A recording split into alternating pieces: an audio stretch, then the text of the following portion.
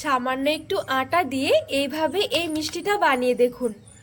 যেমন মুচমুচে তেমনি রসালো। একটা খেলে দেখবেন আরও একটা খেতে ইচ্ছে হবে। সামনে আসছে হোলি।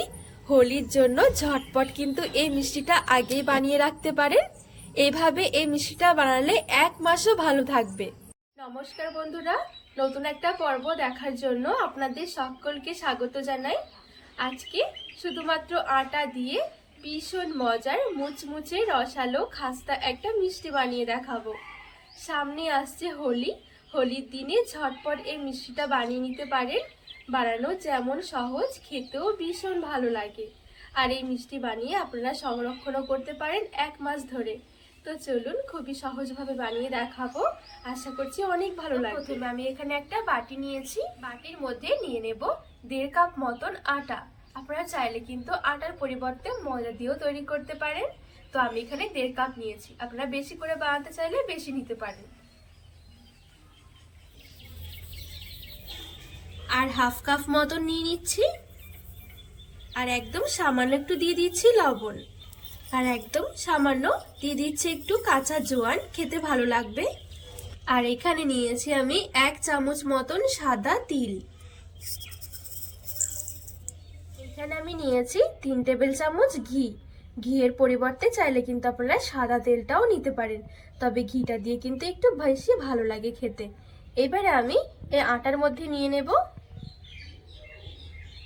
এবারে সবকিছু ভালো করে মিশিয়ে একটু ময়াম দিয়ে নেব। তো এই দেখুন, এখানে খুব সুন্দরভাবে আমি আটাটা ময়াম দিয়ে নিয়েছি। আর যখন ময়াম হয়ে যাবে তখন এরকম হাতের মধ্যে কিছুটা নিয়ে চাপ দিলে দেখবেন জড়ো হয়ে যাচ্ছে। ঠিক এইভাবে করে কিন্তু আটাটা ময়াম দিয়ে নিতে হবে। এইবারে ওপর থেকে অল্প অল্প করে জল দিয়ে আমি একটা শক্ত ডো মেখে নেব। ডোটা কিন্তু খুব বেশি নরম করব না।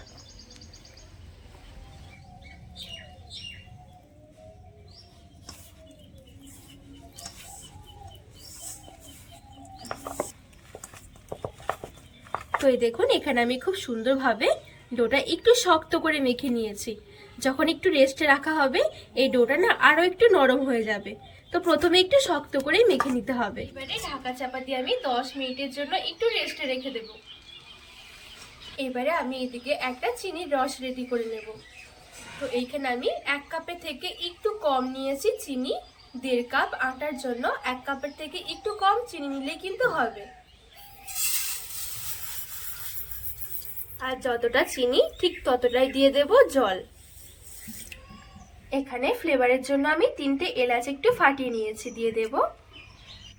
এবারে নেড়ে চেড়ে ভালো করে চিনিটা গলিয়ে নেব আর চিনি রসটা একটু ফুটিয়ে নেব। তো এখানে চিনি রসটা হালকা একটু জাল দিয়ে একটু ঘন করে নেব।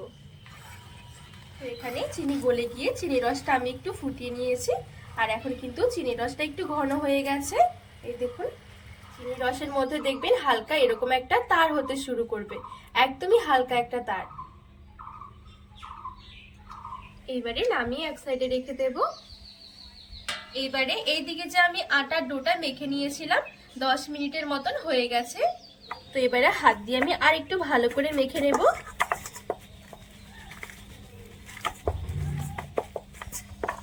তো ডোটা আমি হাত দিয়ে একটু ভালো করে মেখে নিয়েছি।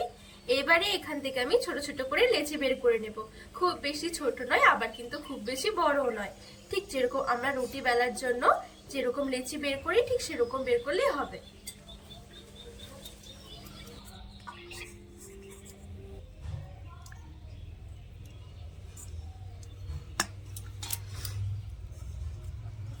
তো এই দেখুন, আমি এখানে সমান ভাগ করে লেচিগুলো বের করে নিয়েছি। আর আমি কিন্তু এখানে 9টা মতন লেচি বের করেছি। অবশ্যই কিন্তু ডো মাখার সময় একটু বেশি করে মাখাতে হবে, যেন 7 থেকে 8টা মতন এরকম লেচি হয়।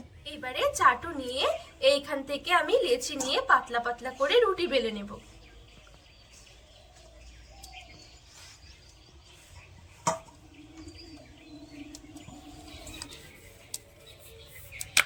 আর এখানে বেলার সময় দেখবেন কোনো রকমের শুকনো আটা বা ময়দার দরকার হবে না, যেহেতু ঘি দেওয়া আছে সেই জন্য দেখবেন এমনিতেই বেলা হয়ে যাবে।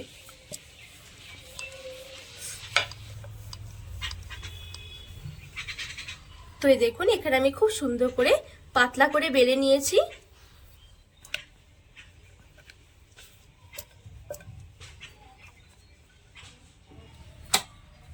তো ঠিক একইভাবে সবগুলো লেচি থেকে এরকম পাতলা পাতলা করে রুটি বেলে নেব।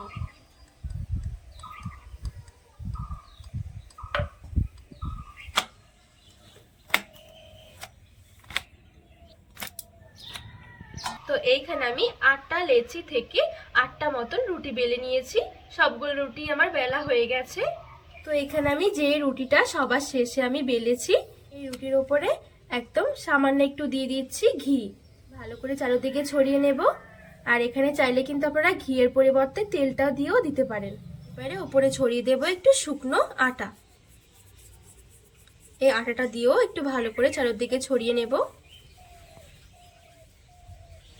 এবারে উপর থেকে আমি আরো একটা রুটি দিয়ে দিচ্ছি। এইভাবে করে রুটি দিয়ে লেয়ার করে নেব। আবারও দিয়ে দিচ্ছি একটু ঘি, চারিদিকে ছড়িয়ে নেব। একটু ছড়িয়ে দিচ্ছি শুকনো আটা।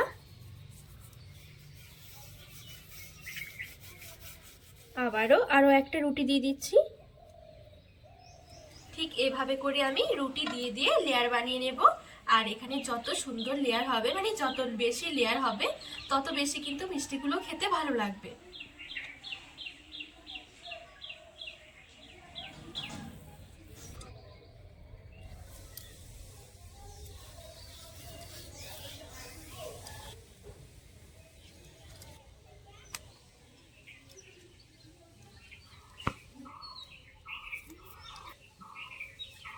তো এখানে আমি সবগুলো রুটি দিয়ে খুব সুন্দরভাবে লেয়ার করে নিয়েছি। এই দেখুন। এবারে উপর দিয়ে আমি হালকা করে একটু বেলে নেব। খুব বেশি চেপে চেপে বেলার দরকার নেই, হালকা একটু বেলে নিলেই হয়ে যাবে। এইবারে ঠিক এইভাবে করে ধরে আমি একটু টাইট করে রোল করে নেব।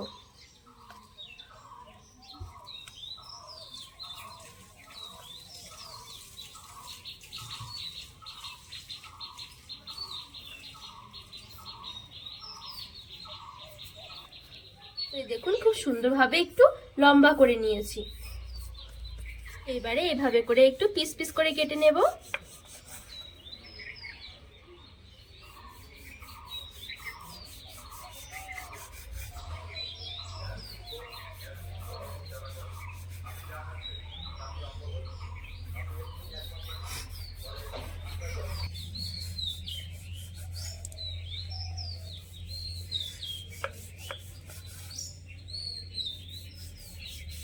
তো এখানে আমি খুব সুন্দরভাবে এরকম একটুখানি পিস পিস করে কেটে নিয়েছি।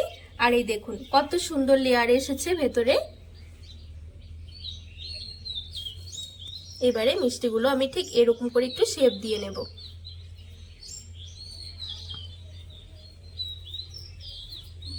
তো দেখুন আমি ঠিক এরকম করে একটু শেপ দিয়ে নিয়েছি। দেখতে দেখুন কতটা সুন্দর লাগছে।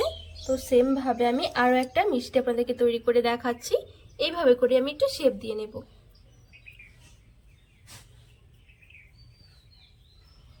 তো এই দেখুন এখানে আমি আরো একটা মিষ্টি রেডি করে নিয়েছি।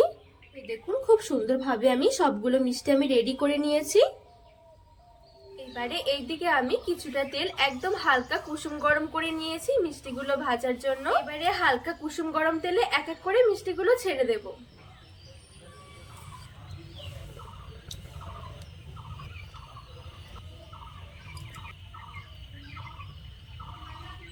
তো সবগুলো মিষ্টি আমি তেলের মধ্যে ছেড়ে দিয়েছি। এবারে একদমই হালকা আঁচে রেখে দেব 5 থেকে 7 মিনিটের মতন। একটু সময় নিয়ে হালকা আঁচে ভাজতে হবে, তাহলে অনেক বেশি খাস্তা আর মুচমুচে হবে।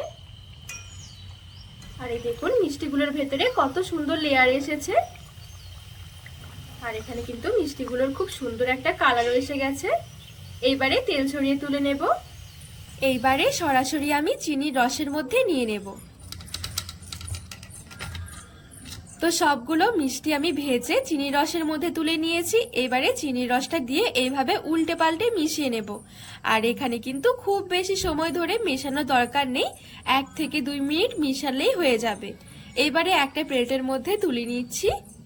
একদমই অল্প সময়ে রেডি হয়ে যায়। আর ওপরে ছড়িয়ে দিচ্ছি একটু বাদাম কুচি। দেখতেও ভালো লাগবে, খেতেও ভালো লাগবে। আর এই দেখুন কতটা মুচমুচে রসালো হয়েছে। ঝটপট কিন্তু বানিয়ে নিতে পারেন, খেতে দারুণ লাগে। বন্ধুরা, আজকে এই আটার খাস্তা মিষ্টি রেসিপি আপনাদের কেমন লেগেছে অবশ্যই কিন্তু কমেন্ট করে জানাবেন।